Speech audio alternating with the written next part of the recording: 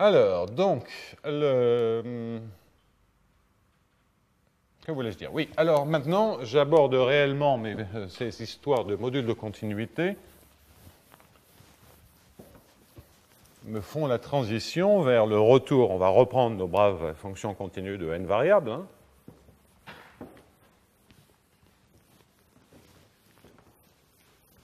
C'est d'ailleurs quand même frappant que, essentiellement, depuis le début du cours, les seuls objets que je manipule, c'est des fonctions de n variables, hein, des fonctions continues de n variables. Il n'y a absolument pas de choses...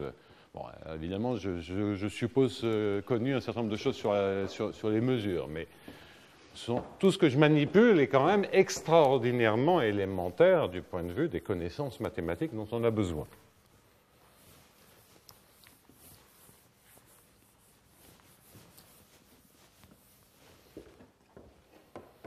Et quand j'ai commencé à réaliser que c'était aussi simple que ça, c'est vrai qu'avant d'en parler, enfin si j'en ai parlé aux gens, j'ai beaucoup testé parce que je trouvais ça tellement simple que je me disais ça doit bien être quelque part. Alors je vous l'ai déjà dit, hein, j'ai l'impression que c'est nulle part, ça se saurait autrement.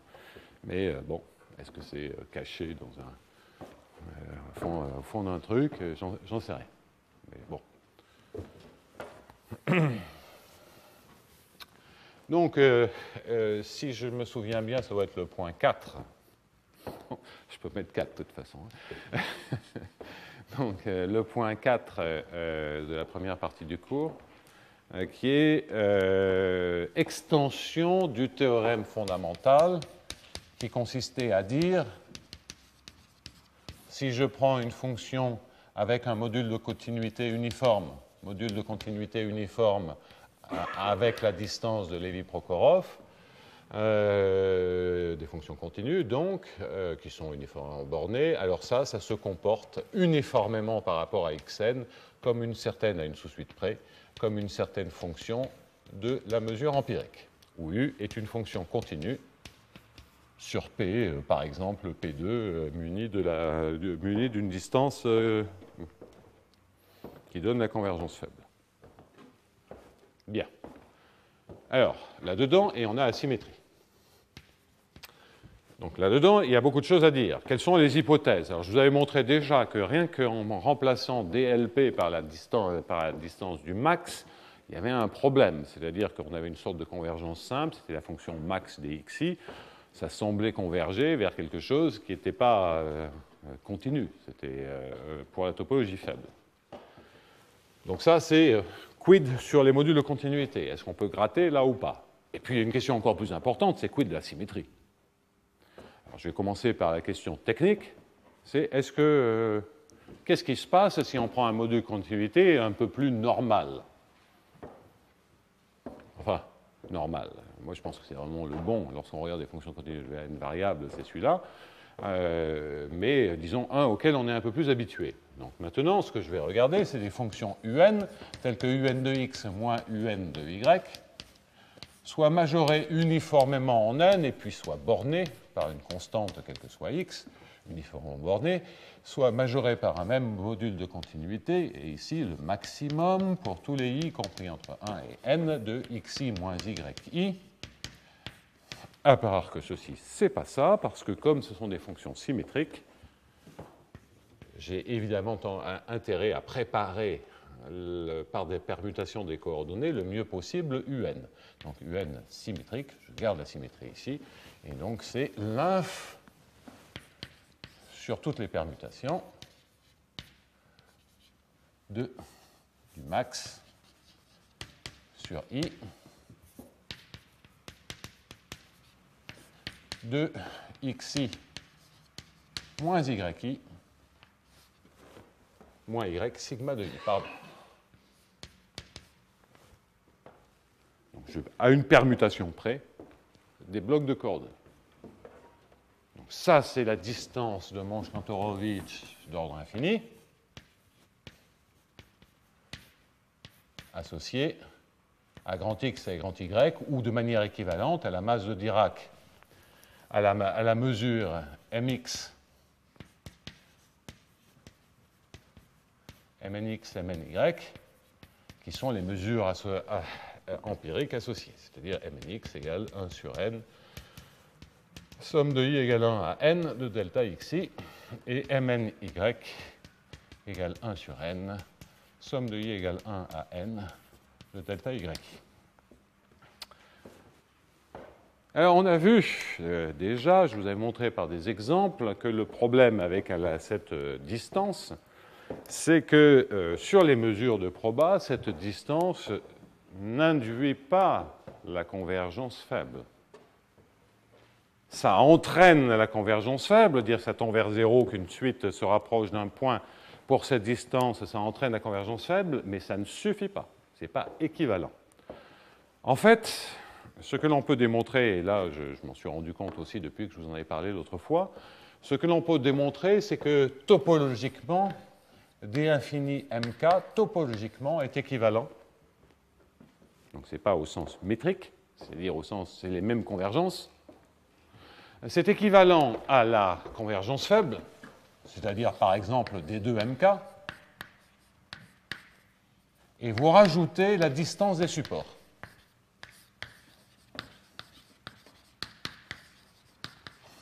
C'est une distance, ça. Hein, enfin, c'est une semi-distance. Dans le sens où c'est le même support, ça vaut 0. Donc ça ne distingue pas deux points, mais comme on a une distance à côté, la somme des deux, ça fait une distance.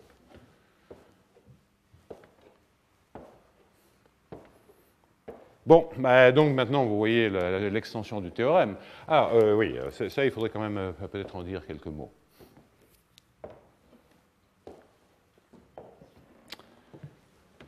Bon. Mais admettons ceci pour un instant. Mais la démonstration que j'ai faite, parce que ça, c'est toujours une distance qui rend l'espace des probas compact. Le théorème, c'est que, si j'appelle ça cette distance, le théorème, c'est que ceci, c'est toujours vrai. C'est toujours vrai, mais modulo une distance qui n'est pas la distance de la topologie faible, qui est d infini. Donc, U appartient à C de P infini. Donc, la première extension, c'est que oui, ça marche toujours. C'est bien des fonctions de mesure, mais la continuité nécessite que les supports convergent.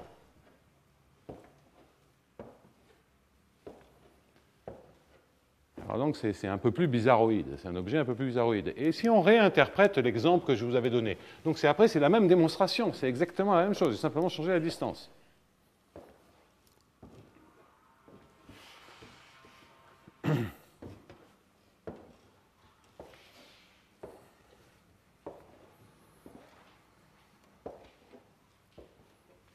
Bon. Alors, si vous prenez l'exemple qui était le maximum de i compris entre 1 et n et de xi, oui, enfin, c'est la même démonstration. Non, pas tout à fait, parce qu'il y a un problème de compactification là-dedans, à cause de ces distances de support.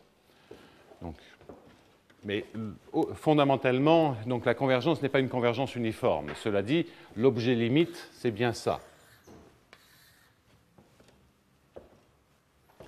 Donc, je vais préciser dans un instant qu'est-ce que ça veut dire réellement, de quel type de convergence l'on a vers cet objet limite. Alors, si je reprends l'exemple qui était le maximum, je l'avais écrit en dimension 1, maintenant je l'écris en dimension d, je prends comme fonction de x1, xn, je prends le maximum de la norme des blocs de coordonnées. Voilà un exemple. Bon, ça, l'objet limite, quand n tend vers l'infini, c'est quoi? C'est le sup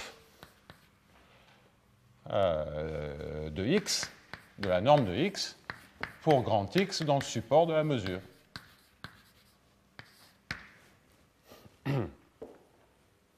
Et je vous avais dit, oui, mais ça, c'est pas bon, c'est pas une fonction continue pour la convergence faible. Oui, mais si je rajoute effectivement la distance des supports, là, c'est bon. J'ai bien une fonction continue de ceci. Bon, alors il y a à des petits chouilles après liés à la compacité ou pas la compacité. Là, j'ai plus d'idées claires. instantanément.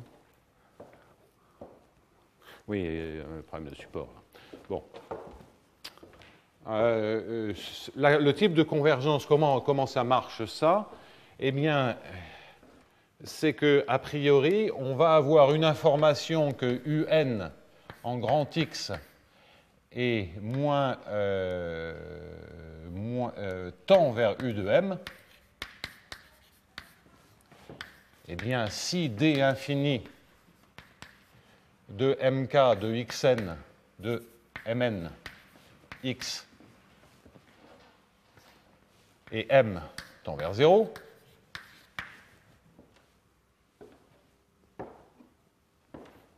bon, alors, comment on crée cet objet U? Il faut raisonner en fixant le support. À support fixé, on a maintenant la convergence faible et essentiellement, donc on a la compacité, donc on a Ascoli-Arzela et Rancentir. Et puis après, en ayant stratifié comme ça la fonction, on la définit sur toutes les mesures de proba. Bon, je ne rentre pas dans les détails parce qu'on s'en fout un peu. Hein, pardonnez-moi, je n'en ai vraiment pas besoin pour la suite. L'extension est faisable de cette manière-là. Et donc, on obtient ceci, ce qui signifie quoi en langage clair? C'est si les MNX convergent faiblement vers M, c'est-à-dire je vous prenez vos n points dans le cube et asymptotiquement, vous êtes en train d'échantillonner la mesure de proba M, et que en plus, vos points, vous les jetez dans ou pas loin du support de M. C'est-à-dire que si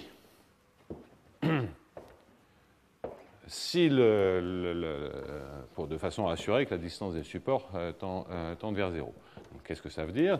Cela veut dire que la distance des xi, le sub sur i, quel que soit i, oui, sub sur i, pardon, de la distance des xi au support de M tend vers 0.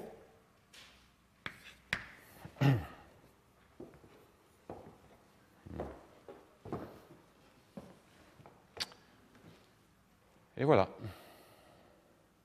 J'oublie rien, non, parce que là, si ça converge faiblement, on est obligé de couvrir tout le support.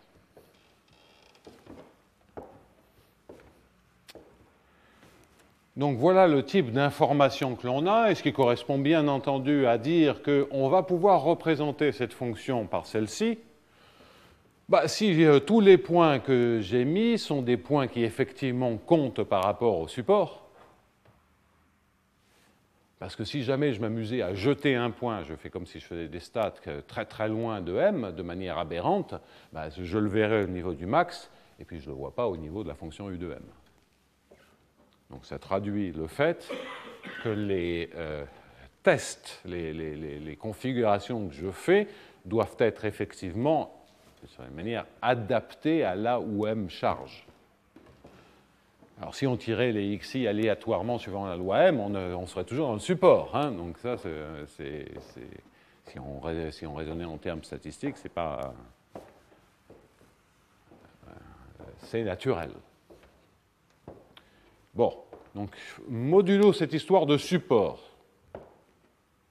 de façon à éviter les gags d'une mesure qui est 1 moins 1 sur n delta A plus 1 sur n delta B.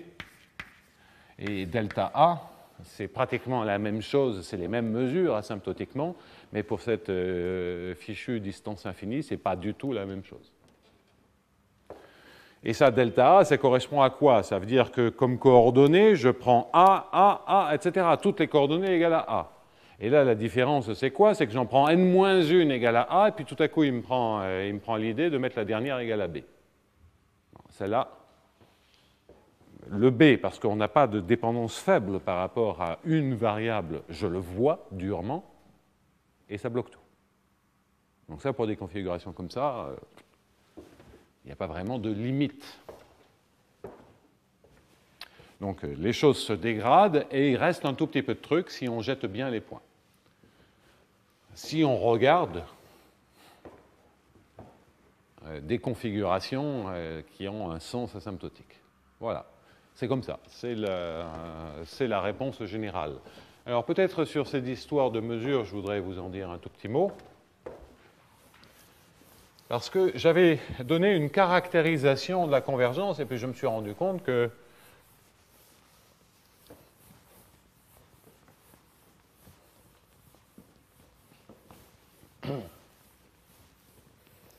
j'avais rajouté une condition qui est vide, qui est automatiquement vérifiée. Donc je voudrais corriger ce point-là. J'ai mis un peu de temps à comprendre ça, pardonnez-moi. Donc d'où ça vient ça? Donc le premier fait, c'est que si je prends Mn qui converge faiblement vers M, au sens des mesures de proba, et si je suppose que la distance du support de Mn au support de M tend vers 0,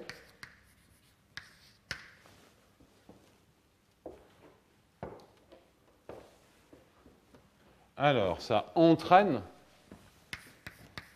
que d infini mk de Mn M tend vers 0. Je vous avais signalé ce fait-là dans la zoologie, dans les choses plus ou moins connues, en ayant rajouté une condition qui était de dire que M convolé avec une petite fonction régularisante est strictement positive sur le support de M. J'avais mis ça comme hypothèse. Et ça, c'est crétin parce que c'est toujours vrai. C'est la définition du support. Parce que si je prends un point dans le support, il est obligé de charger une boule de rayon delta autour de ce point. Et s'il charge une boule de rayon delta, ça veut dire que ça, c'est strictement positif. Donc cette hypothèse, elle est automatiquement vérifiée. Et une fois qu'on a des densités, et ça permettait par ajout d'une petite variable aléatoire indépendante de se ramener au cas où les densités étaient minorées, et dans le cas de densité minorée, il y a un théorème dans la littérature qui assure que la distance tend vers 0. Voilà le parcours.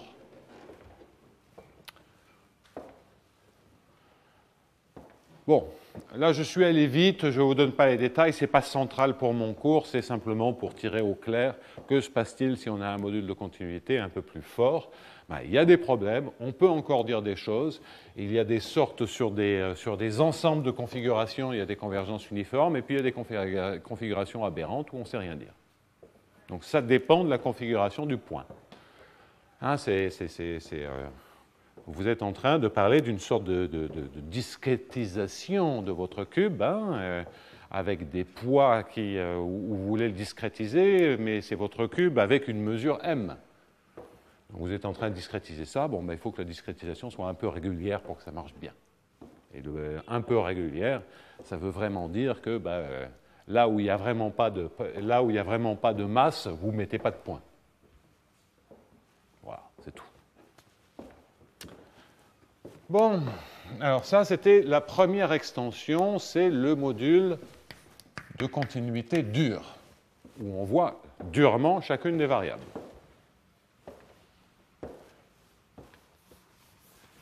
Deuxième extension, la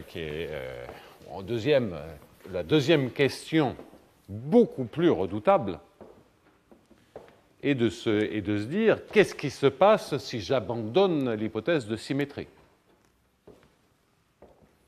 Alors, je vous rappelle la motivation initiale, c'est regarder des particules identiques, regarder des joueurs, des agents économiques identiques. Donc ça, c'est naturellement, ça engendre des fonctions symétriques. C'est le caractère identique. Bon. Au-delà de la symétrie, qu'est-ce qu'on peut dire? Alors, on pourrait aborder le cas général. Je vous indiquerai des constructions abstraites pour regarder le cas général et là où elle s'arrête par manque de compacité.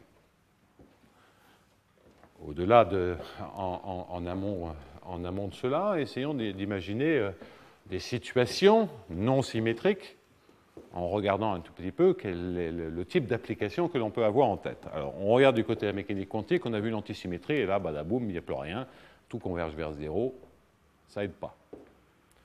Mais ça prouve quand même que la symétrie joue un rôle, parce que l'antisymétrie, il n'y a plus rien. Mais enfin, il y a quand même une convergence uniforme vers 0, c'est aussi un théorème de convergence. Bon. Alors, quel type de questions on peut se poser?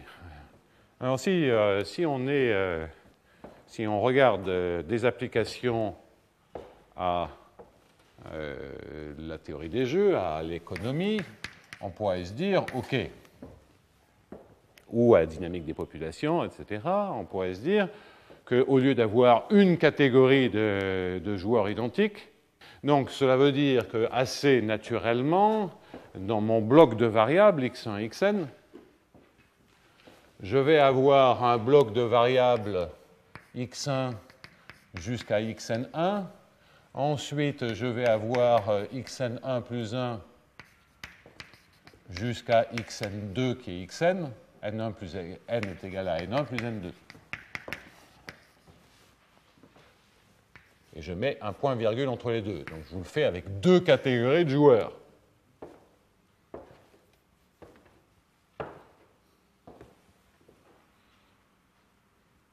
Donc les riches et les pauvres. Ceux qui bouffent les autres et ceux qui se font bouffer. C'est deux. Bon, après, on peut en mettre une dizaine et on commence à avoir des choses un peu plus qui sont assez naturelles. Donc ça, c'est tout à fait standard dans la modélisation économique, c'est avoir quelques catégories globales d'agents. Alors, on pourrait avoir aussi un continuum d'agents, mais ça, c'est rajouter une variable, c'est un attribut, c'est pas gênant. Ça. Alors là, maintenant, les fonctions que je vais prendre, ces deux populations sont homogènes. Ce sont des populations d'agents identiques. Donc, ce que je vais supposer, c'est la symétrie par rapport à ces variables et la symétrie par rapport à ces variables. Et je vais prendre un module de continuité faible au sens Lévy-Prokhorov pour le premier paquet de variables, donc je vais mettre D1, et je vais mettre un module de continuité de Lévy-Prokhorov pour le deuxième paquet de variables.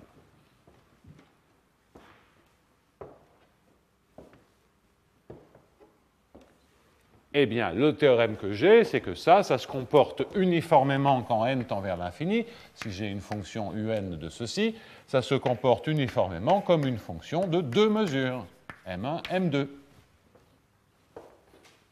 C'est le même théorème.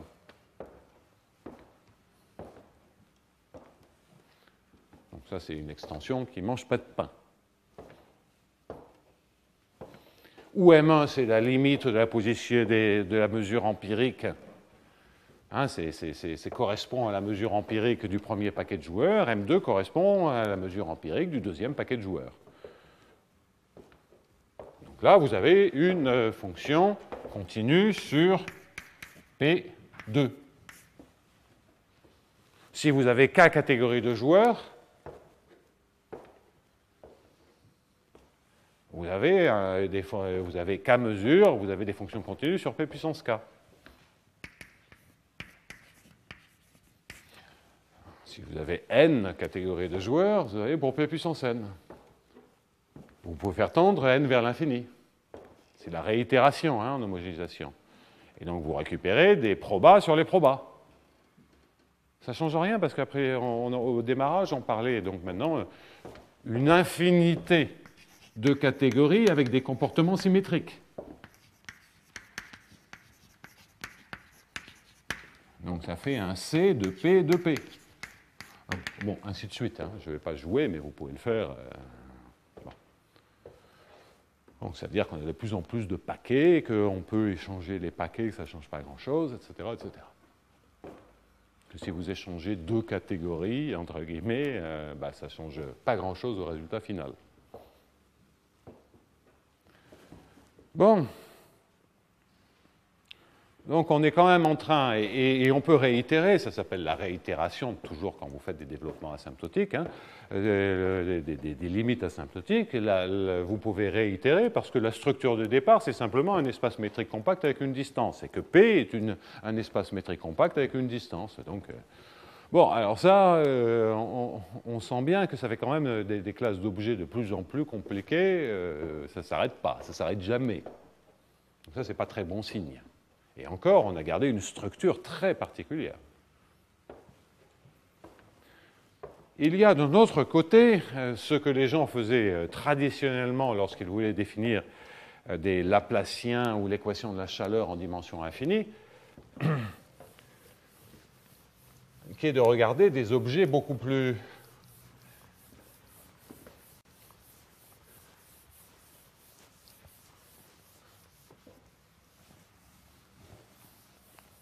faible, qui est de dire je prends des fonctions continues, donc je casse violemment la symétrie en mettant des distances, puisque fondamentalement le tout c'est une question de distance là-dedans. C'est la distance qui vous dit quel est le régime asymptotique. Vous prenez ces distances, Monch-Kantorowicz, les DLP, vous avez des fonctions de mesure. Alors, ce que je prétends, c'est que c'est naturel pour des applications de type champ moyen, parce que champ moyen est associé à une interaction faible. Bon, d'autres régimes conduisent à d'autres distances conduisent à d'autres régimes. Donc là, je vais vous signaler celui-ci. Un autre, et puis après on peut les combiner, c'est de dire, je vais prendre d de xy, mais je vais commencer à mettre des poids. C'est-à-dire que je vais mettre ici la somme, je vais prendre la norme euclidienne, mais je vais mettre des poids lambda i, xi moins yi carré.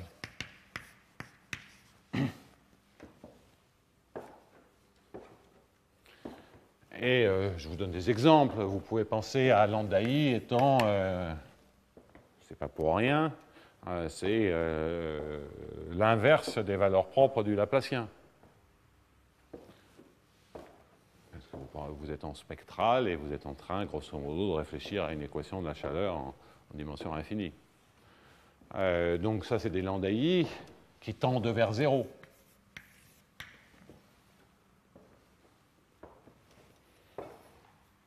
Quand n tend vers l'infini. Alors ça, c'est très agréable parce que ça rend Q puissance, ça rend Q infini, Q à la puissance infinie, muni d'une telle distance, c'est compact. Donc là encore, tout se passe bien. On a une fonction continue sur Q infini, un objet infini, avec cette distance. Ça correspond, si vous voulez, au lieu de raisonner en distance et si vous voulez des exemples de fonctions, je vais prendre des exemples de fonctions à un corps, au lieu de prendre la somme des phi de xi, vous allez prendre la somme des phi de xi, mais vous allez mettre ici, par exemple, une série convergente.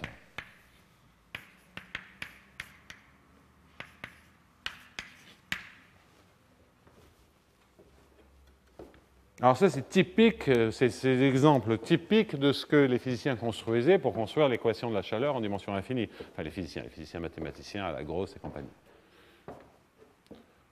Donc c'est un autre régime, c'est les jeux auxquels nous nous livrions avec Mike Randall pour faire les solutions de viscosité en dimension infinie. On était effectivement en train de parler de choses qui sont fondamentalement des L2, des espaces L2, puisqu'on est en train de parler de somme de carrés finis, etc., etc. Donc il y a des structures hilbertiennes cachées, bon. Donc ça, c'est un autre... vous voyez que ça n'a absolument rien à voir avec ce que je fais. C'est un autre régime. Ensuite, vous pouvez les combiner. C'est-à-dire que vous pouvez avoir effectivement ce phénomène-là avec beaucoup de mesures ici, ou des paquets ici qui deviennent des mesures. Vous pouvez combiner les deux régimes. Ça fait beaucoup de régimes différents. Donc, on peut mélanger 4,2 et 4,3.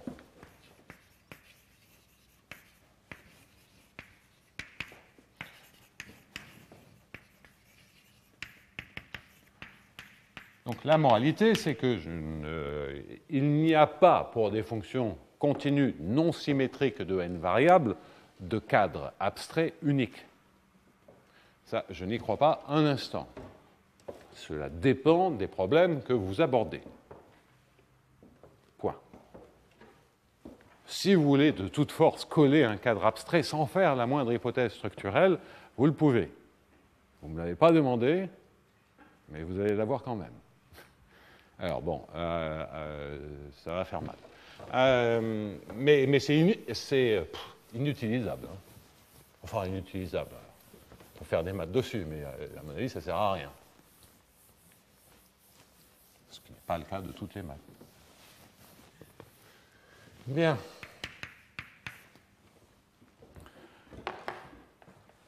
Donc, permettez-moi de passer quelques instants à vous parler de choses qui ne servent à rien. Mais qui permettent... Tu n'es pas obligé de regarder ta montre quand je dis ça, hein, Benoît. Je pense néanmoins que cela permet de mieux comprendre, la seule vertu, si je le fais, c'est quand même pas pour vous punir, ça a pour vertu de un tout petit peu mieux faire comprendre le rôle de la symétrie. Et en quoi la symétrie est assez cruciale par ces repliements successifs du cube est assez essentielle pour permettre d'atteindre de la compacité. Parce que fondamentalement, on a besoin de compacité là-dedans pour avoir quelque chose qui est utile. Et d'ailleurs, même lorsque tout le monde gère ces équations en dimension infinie, équation de la chaleur en dimension infinie, une équation de la chaleur en dimension infinie, c'est définir un Laplacien, c'est définir un brownien. Bon, ben on sait très bien que si on ne tue pas les variables, ben on a un problème d'infini. Donc il faut tout de suite introduire des opérateurs, des structures de corrélation de Hilbert-Schmidt, avoir un couple d'opérateurs, et c'est effectivement changer le poids des coordonnées. Bon, ça c'est la vieille vision. A contrario, si on est dans un cas symétrique, on a une sorte de variété, mais il n'y a pas de brownien naturel dessus. Bon, tout ceci n'est pas simple, mais c'est là, c'est comme ça. Alors, on va commencer par dire au fond qu'est-ce que c'est. Je suis en train de regarder x1, xn, qui est le début d'une suite, et faire tendre n vers l'infini, c'est énumérer des variables, c'est donc construire des suites. Et je voudrais plonger toutes ces suites de longueur finie dans des suites infinies,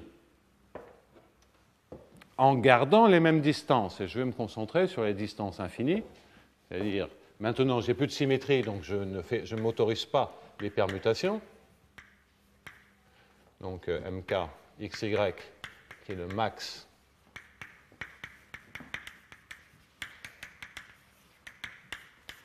pour xi moins yi, et puis dlp, que je vais rappeler d'ailleurs, qui est l'inf sur les epsilon positifs, tel que le nombre de i, tel que xi moins yi soit plus grand que epsilon, le tout divisé par n, est plus petit que epsilon.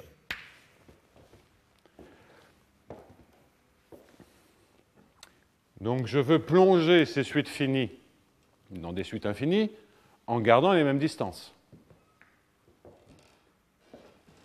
Bon, bah alors ça, le plus simple, c'est d'introduire toutes les suites bornées, puisqu'elles sont à valeur dans Q, périodiques. N, c'est la période, c'est-à-dire que je construis une suite infinie en répétant mon message bout à bout. x1, xn, et je recommence à xn plus 1, je mets x1, xn, et je recommence, etc. Et n, c'est la période, j'ai toutes les périodes possibles. Donc c'est L infini périodique de n, et puis à valeur dans Q, enfin bon, c'est à valeur dans RD, et puis j'ai supposé que la norme L infini, c'était 1.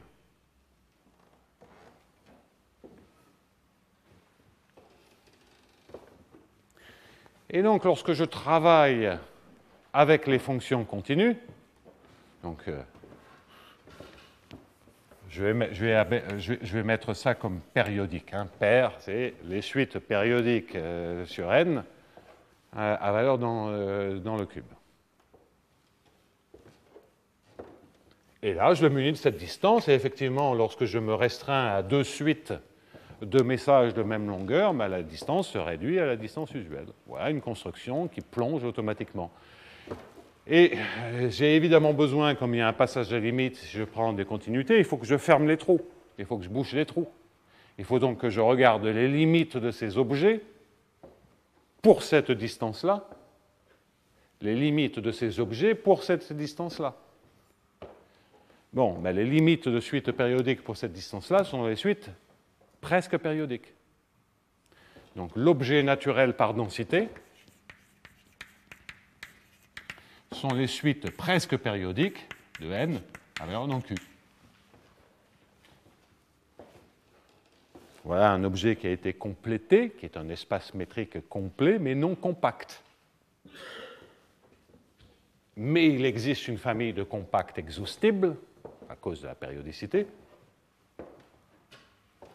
Et donc, ce que vous en déduisez en appliquant Ascoli-Arzela à chacun des compacts qui finissent par remplir tout l'espace, c'est que vous avez convergence simple, si vous prenez une fonction quelconque. Un théorème, c'est vraiment pour... bon, la décence m'interdit de décrire de quelle activité intellectuelle il s'agit, mais je pense que vous avez compris.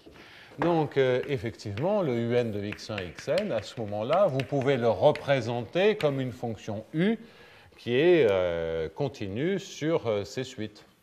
Bon. Il y a convergence simple et uniforme sur les compacts qui sont les périodiques ou uniforme sur les compacts. Bon. Une fois qu'on a dit ça, à mon avis, on n'a rien dit. Mais on voit qu'effectivement, sans la symétrie, moi, ce qui m'intéresse, ce n'est pas tellement la représentation, c'est montrer que là, on n'a rien perdu. On a vraiment tout dit. Et on ne peut pas faire mieux que ça. Et là, il n'y a aucune compacité, et c'est pour ça que je pense que ça ne sert à rien. Donc le rôle de la symétrie est absolument crucial, ou le rôle de toutes ces structures intermédiaires que j'ai évoquées. Donc convergence simple. OK. Si on a un module de continuité uniforme. Alors, si vous faites avec LP, c'est encore pire. Parce que le complété des suites périodiques pour la distance qui n'est pas la convergence uniforme, qui n'est pas la norme uniforme, c'est un truc plus gros que les presque périodiques. C'est une sorte de presque périodique. Donc vous parlez toujours de périodique, mais vous le complétez pour DLP. Donc la complétion pour DLP.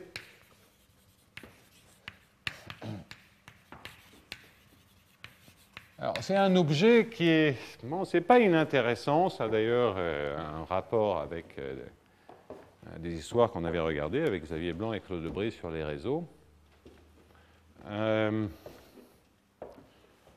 complétion pour DLP, c'est que un objet que je ne sais pas complètement identifier, qui certainement contient le presque périodique, donc complétion des suites périodiques, pour cette distance de Lévy-Prokhorov.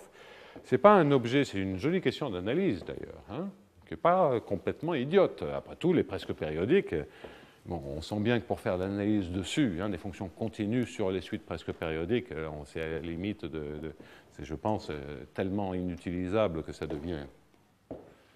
à mon avis, ça ne sert à rien. Mais en termes d'objets, les suites presque périodiques, ce n'est pas neutre. Alors là, c'est quand même assez intéressant de voir que sur ce complété qui contient le presque périodique, et dont je ne sais pas exactement ce que c'est, qui contient d'ailleurs le presque périodique plus C0, c'est-à-dire les suites qui tendent vers 0, parce que des erreurs en nombre fini, des erreurs de transmission en nombre fini, ça ne compte pas. Et donc, même si c'est une suite d'erreurs qui asymptotiquement, la transmission devient exacte, c'est du filtrage, elle devient exacte quand elle tend vers l'infini, ça ne change rien au DLP. C'est d'ailleurs pas une excellente métrique, c'est-à-dire qu'on peut avoir, si on a un taux de transmission, si vous prenez vous avez, j'aime bien employer ces langages de traitement du signal parce qu'il y a des rapports.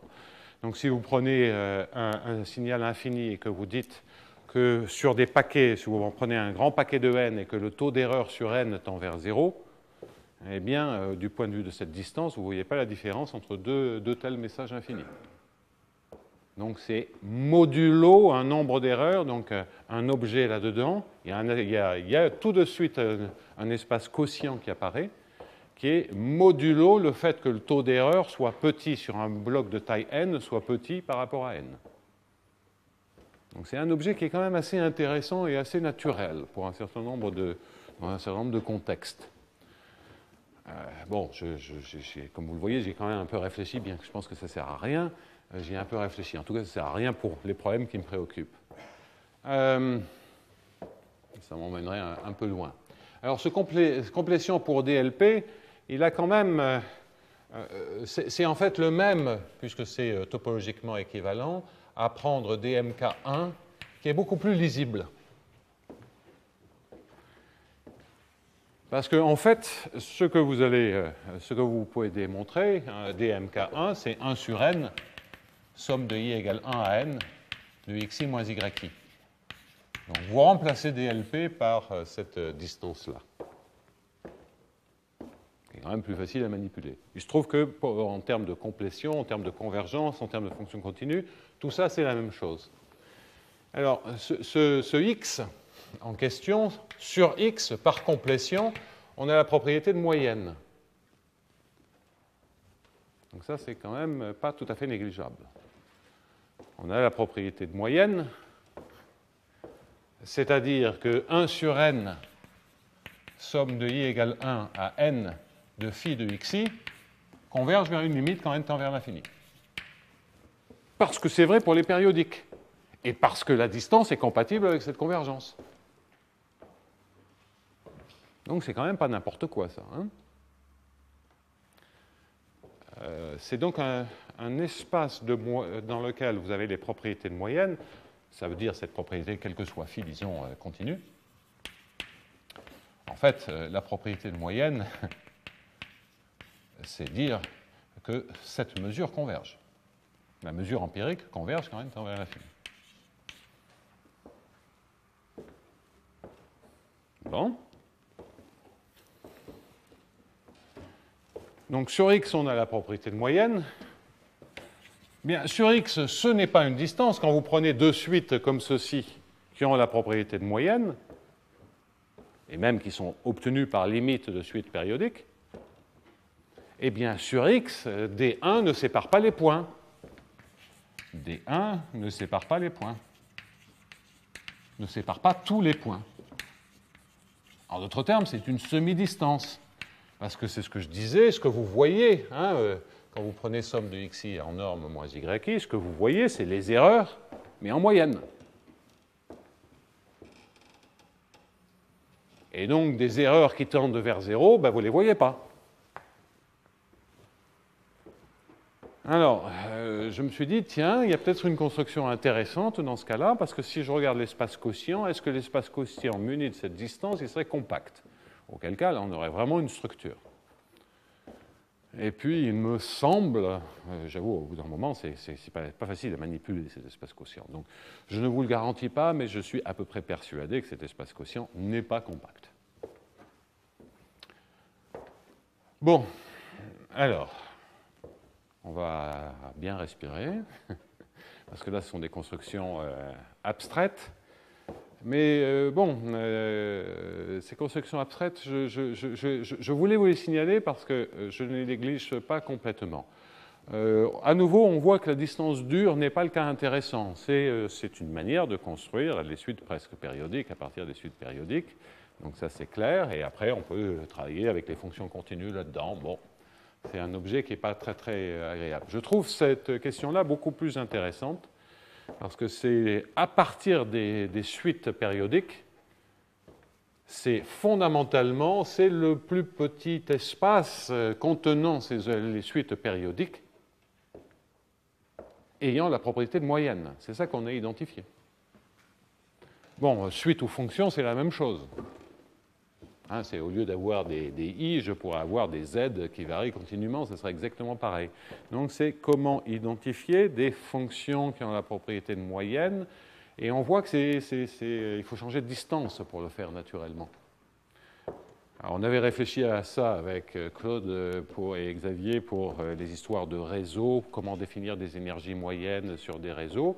Là, il y a un autre mécanisme de construction qui devient possible. Donc ça me paraît être la partie intéressante. Après, dire est-ce qu'on va faire de l'analyse là-dessus avec les fonctions continues, j'y crois guère parce qu'il y a un manque de compacité. Donc je pense que la construction, le point de vue est intéressant.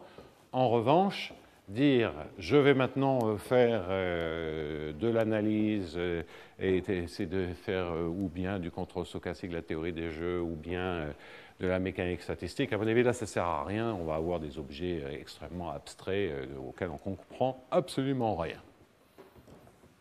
Donc pour l'instant, à moins d'exemples concrets provenant d'une situation physique, économique, naturelle, j'y crois pas. Donc pour l'instant, je le mets de côté pour faire l'analyse. En revanche, l'utilisation de ces distances, de ce contexte-là, identifier des objets, des espaces de suite naturels. Et ça me paraît intéressant. Et l'utilisation de ces distances de Monge-Kantorowicz, où Monge-Kantorowicz, c'est une distance usuelle, mais simplement, vous prenez la moyenne de Césaro, quoi.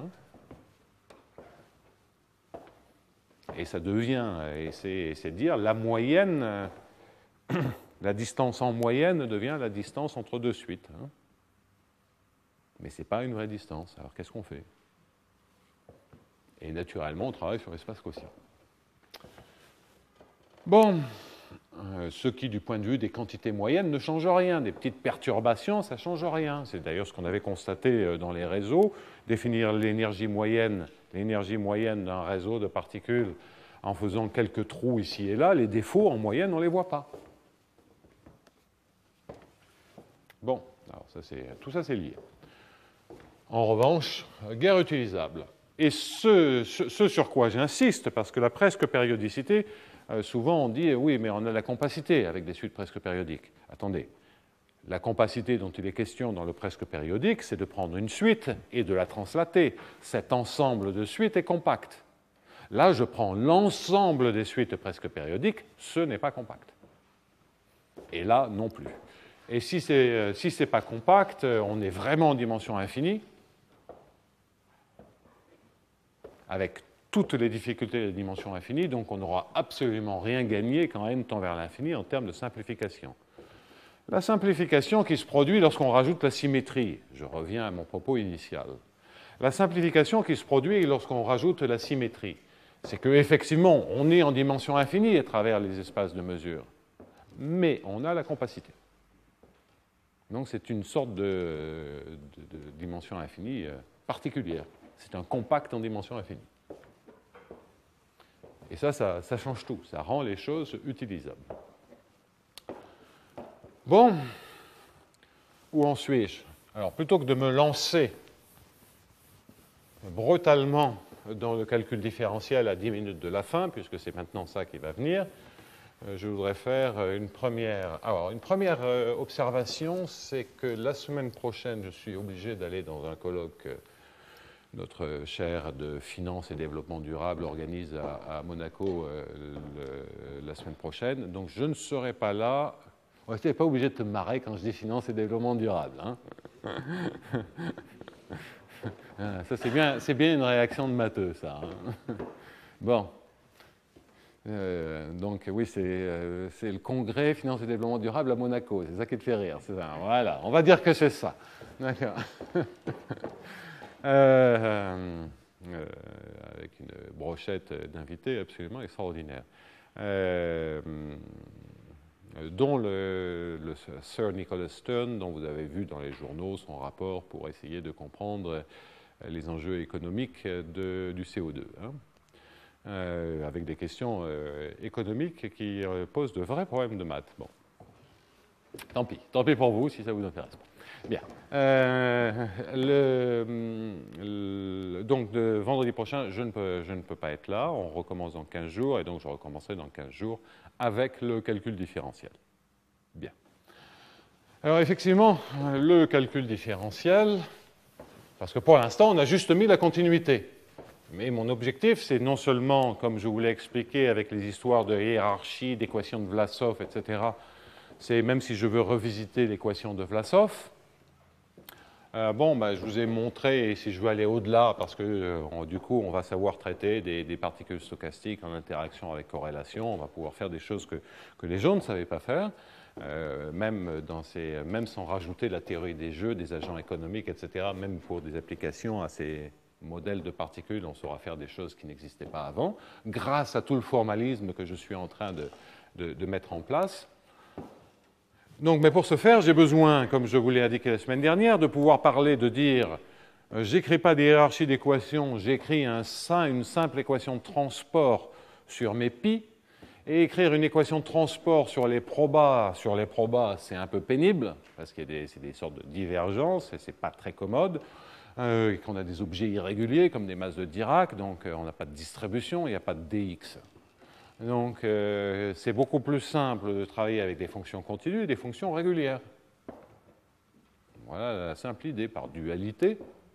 Si on sait travailler avec des fonctions, on a des polynômes, je vous les ai montrés, si on a des fonctions continues, si on a des fonctions C1, je vais pouvoir définir une dérivée. Si je sais définir une dérivée, par dualité, je sais écrire une équation de transport.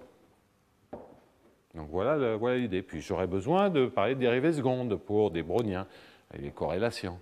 Alors, donc il faudra définir C1, C2. Et puis je pourrais traiter des EDP comme ça sur l'espace des mesures de proba et qui seront les limites des EDP en dimension finie. Donc voilà le programme. Alors, pour cela, j'ai besoin d'introduire un peu de calcul différentiel, donc en termes d'un peu d'échauffement pour qu'on comprenne de quoi il s'agit. C'est qu'on a des objets U qui sont des fonctions continues sur l'espace des probabilités sur Q muni de la distance 2 de Monge-Kantorowicz, qui, je vous le rappelle,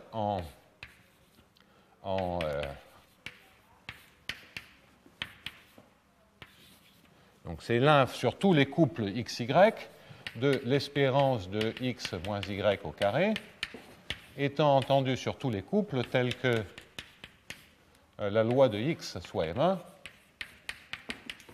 et la loi de y soit M2.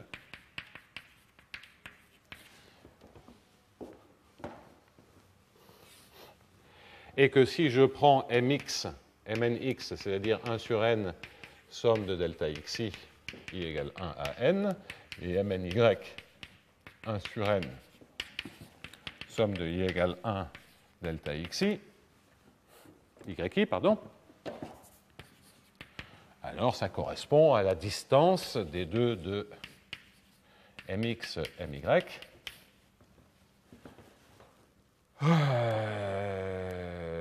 Il manque un demi, une racine carrée, homogénéité.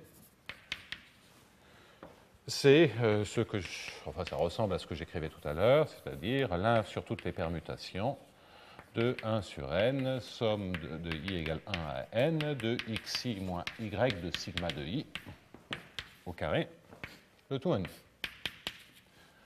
Bon, donc on a cet espace métrique avec une sorte de... on a une métrique qui a des propriétés de différenciabilité, qui a des propriétés de... il y a des géodésiques, ou des quasi-géodésiques. On tombe sur les objets qu'a introduit Yann Brognier pour résoudre ces problèmes de Monge-Kantorowicz. Et donc la situation est un peu confuse. La situation est un peu confuse parce que vous êtes sur cet espace de proba, vous avez essentiellement, dans certaines situations, vous savez qu'il existe une unique géodésique, mais vous ne savez pas qu'elle existe toujours, cette géodésique, au sens d'une brave courbe qu'on peut différencier, etc. Tout se passe bien en termes d'unicité si vous démarrez avec un M1 qui a une densité et qui est strictement positive. Là, vous n'avez pas de difficulté. Vous avez une géodésique, elle est différenciable en zéro, enfin, et si tout est régulier, toute cette géodésique est régulière. Surtout si les deux sont strictement positifs, il y a des résultats de régularité de Caffarel, etc. Donc vous êtes armé là-dessus. Il y a beaucoup de choses. Mais en général, ces géodésiques, elles n'existent pas. Enfin, ou en tout cas, on ne sait pas si elles existent, on ne sait pas si elles sont uniques. C'est un peu problématique. Alors, La géodésique, c'est assez intéressant de se dire, la géodésique dans mon espace métrique, si maintenant je projette sur les mesures empiriques, qu'est-ce que ça devient? Donc si je prends Mnx, Mny, dans l'espace euclidien, donc je projette en bas, dans l'espace euclidien, ce que ça devient, cette géodésique, c'est la droite. Donc cette géodésique emprunte une mesure empirique, c'est la droite entre le x et le y dont on a permuté de manière optimale les coordonnées. Donc chaque fois que je manipule du x moins y dans l'espace, un x moins y, c'est la direction de la géodésique. Un x moins y dans l'espace euclidien, ce n'est pas un champ de vecteurs en haut, enfin si, c'est un champ de vecteurs en haut, mais c'est la direction de la géodésique. Et des x moins y, où est-ce qu'on les rencontre? On les rencontre quand on fait des développements limités, quand on fait du calcul différentiel. Donc là, il y a un vrai problème. Parce que, assez naturellement, dire qu'une fonction est lipschitzienne dans un certain espace métrique ou dans une certaine variété riemannienne ou un espace métrique, c'est clair. On a une distance, on a un module de continuité qui est en c fois la distance. Dire qu'une fonction est eldérienne, c'est clair. Mais dire qu'on a plus de régularité, c'est prendre n'importe quel couple de points et c'est tracer la géodésique et c'est de dire, grosso modo, je peux dériver suivant la géodésique. Et puis, si j'ai tous les points, c'est une notion de régularité. Ça, pour l'instant, je ne vous parle pas d'espace tangent. C'est une manière géométriquement de voir la régularité. Mais si vous n'avez pas de géodésique, comment vous faites? Donc, quelle est la littérature? C'est que pour faire du calcul différentiel sur P de Q, ça a commencé avec Otto et ça a été repris par de nombreux auteurs. Et d'ailleurs, Félix Otto le dit le premier, bon, je fais tout formellement, c'est tout plus ou moins justifiable si on a des densités strictement positives. Et puis ça, c'est juste un guide complètement formel. Et ensuite, dès qu'on veut s'en servir, il faut travailler sur les EDP. Il voulait s'en servir sur les EDP, il faut travailler sur les EDP en ayant ça comme guide. On ne peut pas s'en servir directement. Effectivement, on a du mal à s'en servir directement parce que c'est un espace très singulier. Alors, je vous parlerai de l'espace tangent quand on parlera vraiment de dérivés dans 15 jours. Mais l'observation que je tiens à faire, c'est qu'on n'a pas réellement besoin de penser tout ceci en termes géométriques. La bonne manière d'approcher ça, selon moi, puisqu'il y a des difficultés considérables à manipuler les objets directement au niveau des mesures, c'est que la propriété que vous voulez, si vous la faites toujours de manière uniforme, et j'expliquerai ça dans 15 jours, eh bien, au lieu de demander des propriétés sur U que vous ne savez pas ou vous ne pouvez pas écrire, vous allez les projeter en dimension finie en travaillant sur UN de x1 xn, qui est ma fonction U de 1 sur n, somme de delta xi. Là, vous avez tout le calcul différentiel, et vous écrivez ce calcul différentiel pour tous les n.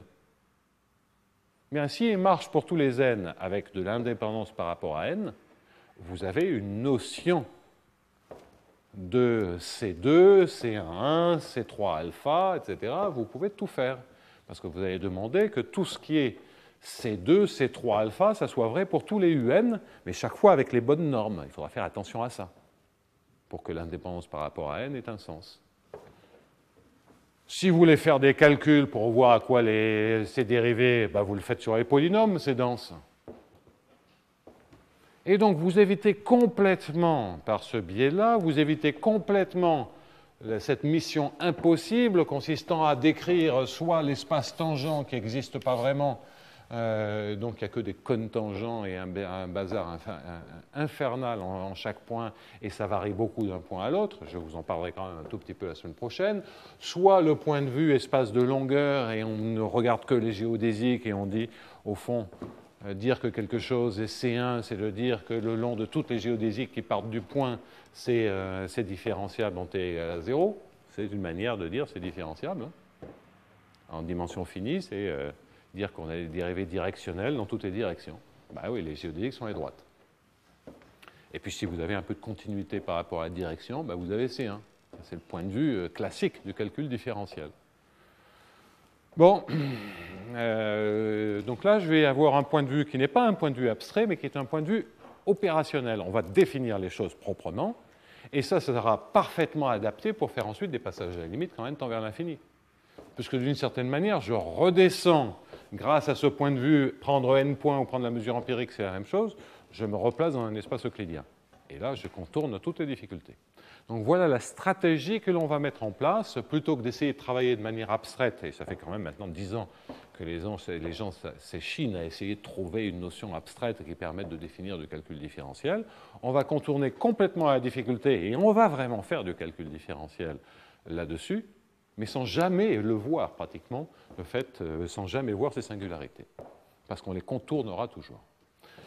Voilà le programme. Alors, on va faire ça très tranquillement, rassurez-vous. Et le point de vue géométrique, comme personne n'arrive à le justifier, je me contenterai d'évoquer avec les mains pourquoi il y a des difficultés, mais ce n'est pas ça que je développerai. Donc, je ne vais pas manipuler les géodésiques. On ne sait même pas si elles existent. C'est dommage, mais on ne sait même pas si elles existent. Voilà ce qui vous attend si vous revenez dans 15 jours. Dans 15 jours.